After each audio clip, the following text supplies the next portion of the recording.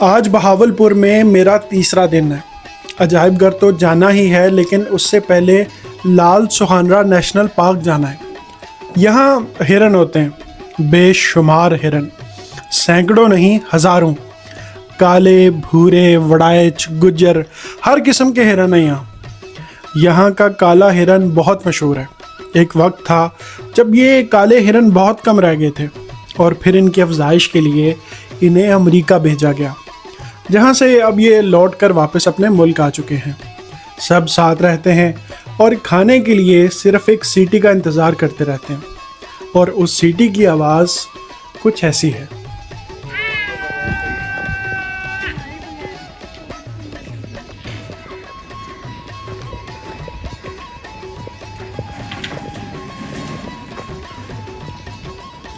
ہرن لنچ پر چلے گئے ہیں تو پوری سینچری سنسان سی ہو گئی ہے، اس لیے ہم بھی وہاں سے سنسان ہو گئے۔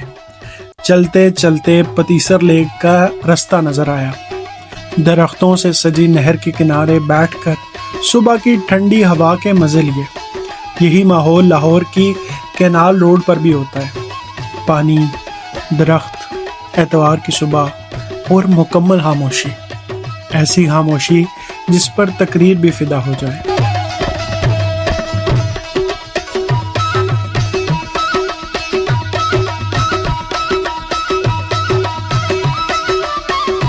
یہاں سے ہم واپس بہاولپور شہر کی طرف چل پڑے۔ راستے میں ایک روایتی ڈھابا نظر آیا۔ کیا منیملسٹک ماحول تھا، پیالیاں جن میں ہم سب نے کبھی نہ کبھی چائے تو ضرور پی ہے، تندور سے نکلتی ہوئی آگ، مٹی کے برتن، اور چائے کا ایک ایسا روپ کہ آپ اسی کے عشق میں بہہ جائیں۔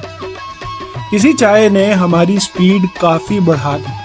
چلتے چلتے قائد اعظم سولر پارک آ پہنچے۔ معلوم ہوا کہ یہاں پہلے بتا کر آنا ہوتا ہے، اس لیے چپ کر کے وہاں سے چلے گئے اور سیدھا عجائب گھر پہنچے۔ عالیشان توپوں نے دروازے پر استقبال کیا، اتنی مہنگی ٹکٹ لی، اور توپوں کو قریب سے دیکھتے ہوئے اس عجائب گھر کے اسرار و رموز کو سمجھنے کا سلسلہ شروع ہوا۔ عجائب گھر کے باہر ایک سٹیم انجن کھڑا ہے، اور اس کے اندر ایک 3 ٹائروں والی گاڑی، پھر اس کے ساتھ ایک 4 ٹائروں والی گاڑی، اور پھر بہاولپور ڈویژن کا ایک میپ، ہاتھ سے لکھا ہوا قرآن پاک، فوجی ساز و سامان، اور بدھ مت سے جڑی اتنی چیزیں کہ مجھے ٹیکسلا کا سفر یاد آ گیا۔ کیا خوبصورت جگہ ہے۔ میری بدھ مت سے خاصی دلچسپی اس وجہ سے بھی ہے کیونکہ میں پازیٹیو سائیکالوجی کا اسٹوڈنٹ ہوں، اور پازیٹیو سائیکالوجی میں سب سے زیادہ کنٹریبیوشن بدھ مت کا ہی ہے، اسی لیے بدھ کو جھک کر سلام کیا۔ اسلام اور بدھ مت ایسے مذاہب ہیں جن کی تعلیمات آپس میں بہت ملتی جلتی ہیں۔ خیر، وہ باتیں پھر کبھی کریں گے۔ ابھی جو سامنے ہے وہ گندھارا تہذیب کا ایک بے مثال حصہ ہے، ہمارے ہزاروں سال کا ایک پرانا ورثہ۔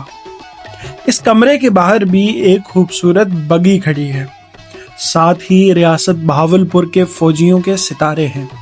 چولستان کے لوگ سج دھج کے رہنا پسند کرتے ہیں۔ یہاں کے برتن بھی کسی دلہن کی طرح تیار ہوتے ہیں، اور ناریوں کی بات کریں تو زیور تو اس کائنات کی ہر عورت کی پہلی خواہش ہوتا ہے، پھر چاہے وہ چولستان کی ہو یا کارگل کی۔ ایسے ہی بات اگر لباس کی ہو تو اسٹیٹکس بھی ان کے کمال ہے۔ ہر رنگ با کمال ہے، ہر کپڑا بے مثال ہے۔ اب وقت ہوا چاہتا ہے کہ عورتوں سے ذکر مردوں کی طرف موڑا جائے، اور بات کی جائے ان نوابوں کی جن کا ذکر میں نے پچھلی قسط میں ادھورا چھوڑا تھا۔ آئیں آپ کو اول، دوئم، سوئم، چہارم اور پنجم کا قصہ سمجھاتا ہوں۔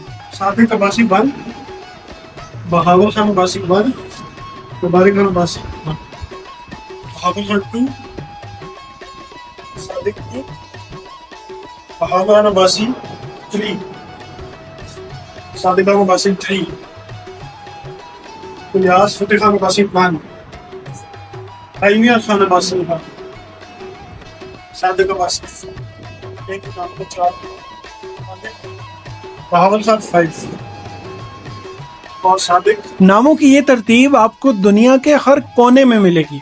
سلطان محمد فاتح اول، سلطان محمد فاتح دوئم، سلطان محمد فاتح سوئم، اور ایسے ہی الیگزینڈر 1، الیگزینڈر 2 اور الیگزینڈر 3۔